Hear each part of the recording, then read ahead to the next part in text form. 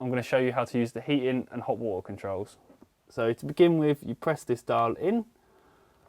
The flashing symbol is the one that's selected. So at the moment we've got a camper van with a thermostat in it, which is the heating. So to set the heating temperatures, you click the dial in, turn the dial to the desired temperature.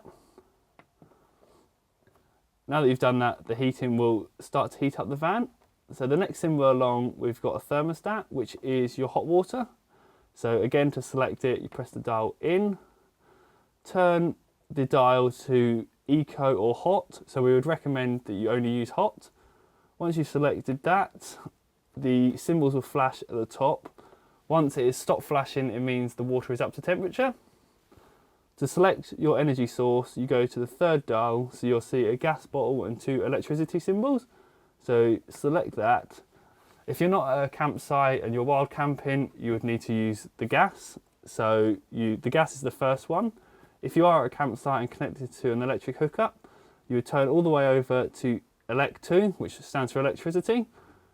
Select that, and then the final symbol we have is of a fan. So when you get in the motorhome up to temperature, we recommend you turn it to high.